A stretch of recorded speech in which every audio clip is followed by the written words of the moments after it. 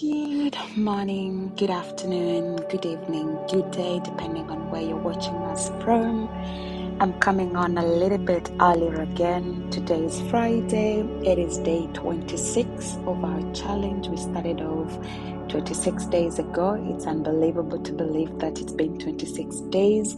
And I'm just coming on along today before I disappear to go into the responsibilities and the duties that I have in my life.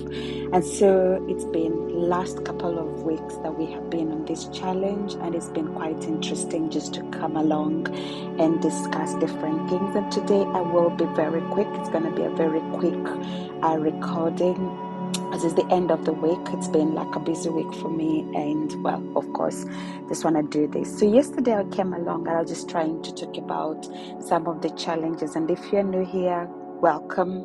If you're finding us for the first time, we have been on this challenge for the last couple of weeks, and we actually are coming to the end. So we have 4 more days from today. So today is day 26, and then after today we'll only have 4 more days to the end of this challenge. And so if you're new here, welcome. It's good to have you.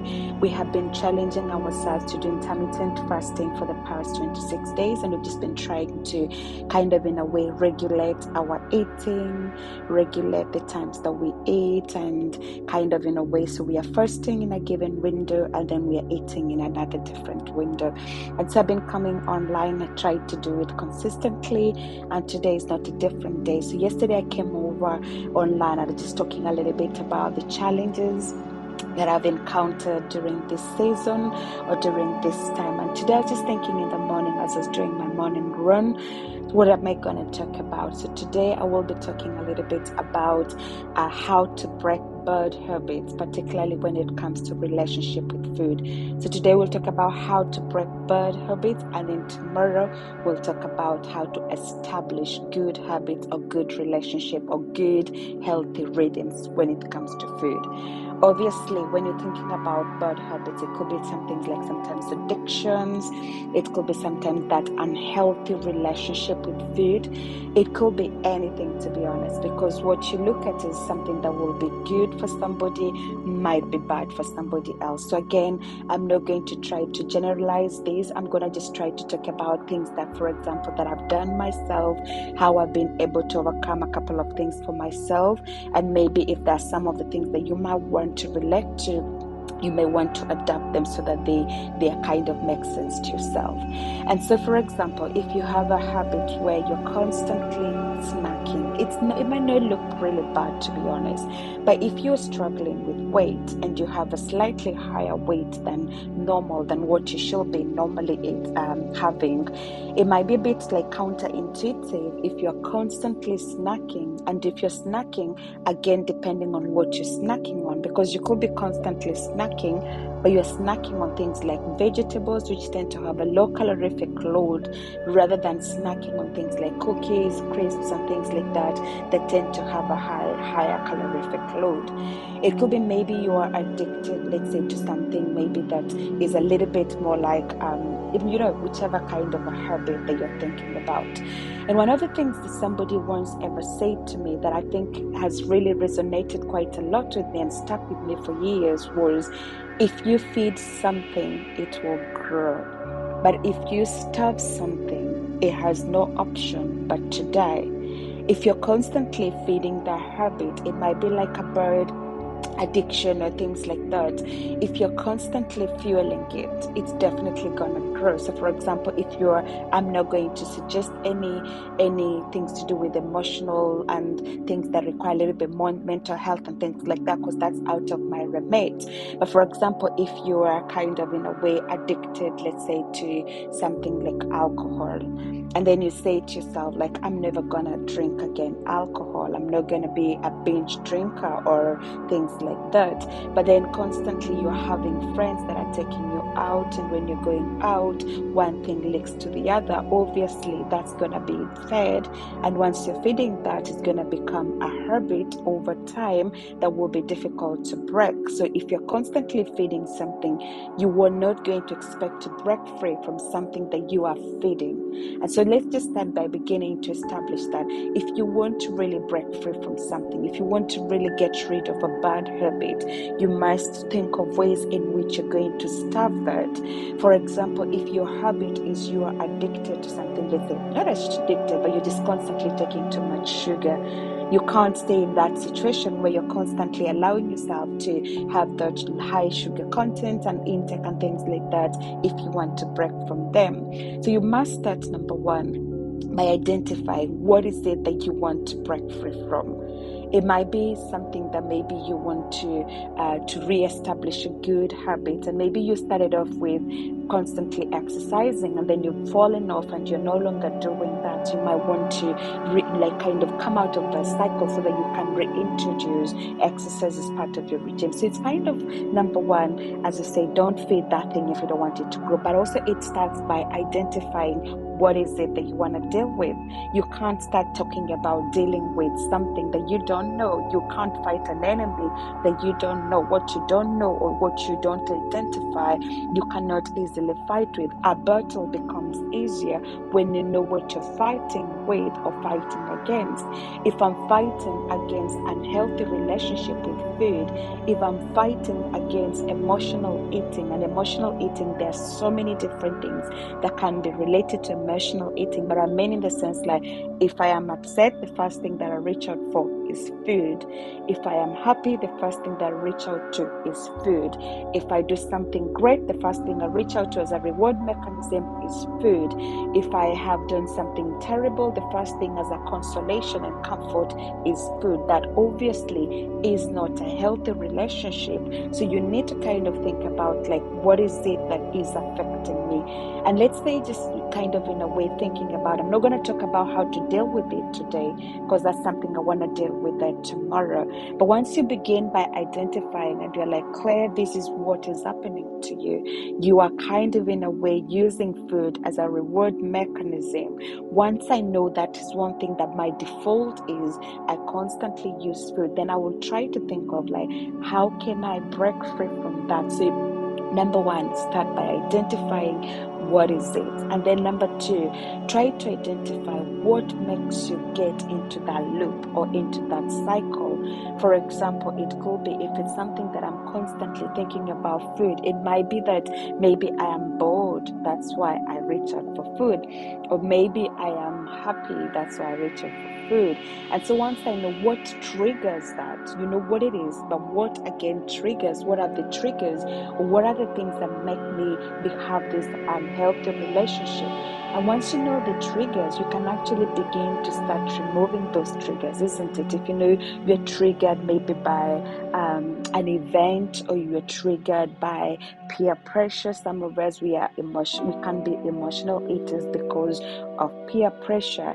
I might find, like, I'm telling myself I'm doing intermittent fasting, but then if I meet up with my friends, or if I meet up with people, I might want not necessarily to be seen to be looking awkward. For example, I've had sessions for 26 days today. I've been in places. On Tuesday, I was in a conference. There was free food in that conference. Eat as much as you want in that conference. But because I knew what I'm targeting, and I knew the journey that I am on, I even remember a friend of mine that knows I'm doing the intermittent fasting telling me, Claire, you're fasting, that's why you're not eating. I said, well, you don't have to talk about that in front of everybody. But for some people, the trigger could just be that seeing food. And so you've decided, and you're like, I want to do a challenge, I want to lose weight, I want to do this, I want to do the other thing. And for you, the trigger, as I said, it could be just food, it could be a relationship, it could be, the trigger for you is the smell of food. The trigger could be it could be anything.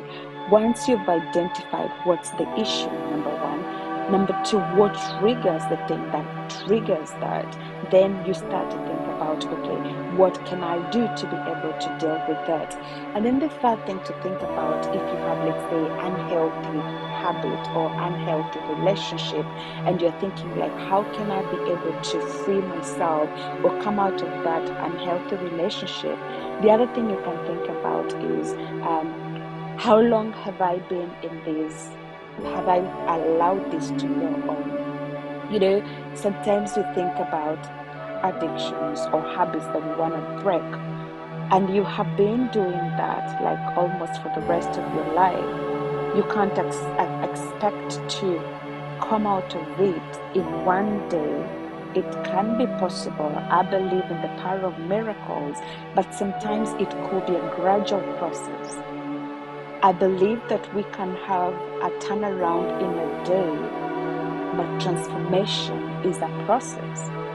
There can be things that you are struggling with and you're thinking about, like, I don't want to do this, I don't want to have this unhealthy relationship with such and such a thing, and you're feeling like you want to break free from it. That's why you can find and remember, like, I've heard relations where, like, some of my relatives who've been on alcohol, they are like kind of drinking on a higher side. One day they come to home today and say, I'm never gonna drink again, or I'm never gonna smoke again. I remember, like, after some time, it can be something they made a decision overnight, but then after tomorrow, they go back to it because it's something that has happened for a very long time, that you can't just expect yourself to cut free of it all of a sudden overnight. And I spoke a little bit last week when I was here with Abby, saying, for example, if you are addicted to, let's say, sugar, or you have been drinking sugar for a very long period of time, you can't just wake up in the morning and say, well, I did that. And I can't tell you, it wasn't an easy journey.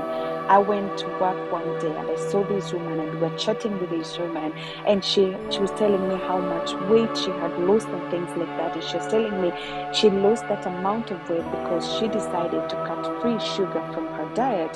And I said, well, only sugar? And I decided to go cold turkey.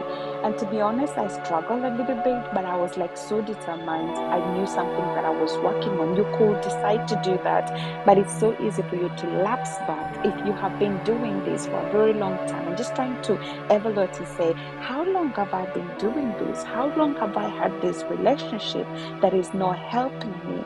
And then once you have identified that, ask yourself, how will my life look like if I didn't have this unhealthy relationship, if I didn't have sugar in my diet, for example? And I don't want to look like I'm demonizing sugar. I'm just using sugar as an example. You can insert in there anything.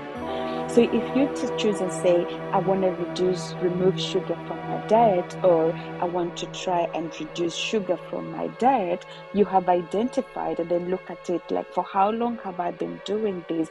And then start to think about, like, so how can I be able in a healthy way come and start working through this? And of course, there are other things that you can think about. There are other ways that you can think about. And then once you've done all those mapping back, you start to think about, so how am I going to be able to reverse this? Or how am I going to be able to change that? Which is something that I'm going to be talking about tomorrow. So once you've identified, like, my bad habit that I want to break free is the frequency at which maybe I'm eating, overeating, and things like that. So I have identified, I know exactly what I want. And then I'm thinking about, if I remove this thing from my diet, or if I do this, or if I deal with this, try to think about like, what will it have, how will you think about, or how will you feel if I stop eating sugar today? How will I feel? Or if I have this healthy relationship with ABCD, how am I going to feel? How will that make you feel like? And when you think about, for example, if I'm able to lose weight because I reduced my sugar consumption, that will make me feel like this, because at the end of the day, if I feel this way, I am able to do ABCD. And that comes back to the why. Why do you want to break free from that? Why do you want to do that? Why are you going to take yourself through? It might be a withdrawal syndrome. It might be wherever it is. It might be some headaches. I remember a couple of months ago, when I was still in my old job, and I was talking to a former colleague of mine that was decided to remove coffee from their diet. And if you know anything about coffee, coffee can be like addiction. And so he was saying to me, like, once he decided to break free from coffee, they started having like withdrawal syndromes. They're having headaches, they were having like irritability, inability to sleep, and things like that. But because they were so determined to get rid of caffeine from the system, when those symptoms were persistent, because they knew what they wanted to achieve at the end of the day, they just kept on going. They just kept on telling themselves, irrespective of what is happening, I'm going to continue until I am free from caffeine addiction, so that at the end of the day, even if I'm bringing back coffee in my diet, I'm not bringing back coffee because I cannot function without coffee, but because I want to detect when can I have coffee, rather than coffee detecting to me, you must have me now because you cannot think straight without me. And so thinking about those things can be really, really helpful, so that at the end of the day, when you start to make those strides, when you start to work through ways of being able to establish healthy relationships, you have something. And when you know your why, and when you know the purpose as to why you're doing what you're doing, chances are you will be able to succeed at working on it. And so we have identified some of these things that we want to get rid of in our lives. Tomorrow I'll be talking about how can you now start to work through step by step, so that you can replace, kind of in a way, exchange or completely overhaul those bad behaviors or relationships with food, so that you can identify or start to establish healthy relationships. And so I want to bring this to an end. It's almost like 5 in the evening. I need to go and pick up my son from school. But as I'm bringing this to an end, I just want to continue to encourage you, if you have been on this journey with us, and if you found this helpful in any way, maybe you have seen some shifts or things like that, why can't you share your story with us? It could be really encouraging us to know if you have been doing this with us, because I know so many other different people. It's not just Abby Ray that have been doing this. If you have participated in this journey with us, why not share with us? Just tell us your testimonies, tell us your story. That could be really encouraging. You can message me if you know me. If you don't know me, you can leave it as a comment in some of the videos and just tell us how this has helped you, how this has shaped you, how this has maybe encouraged you in one way or the other. If you have any questions, why not leave them for us so that we can try to address them together? Because chances are, if you have a question on this intermittent fasting or any of the topics that we have talked about for the last couple of weeks, somebody else might have the similar question, and that could be a good way of answering somebody else's question.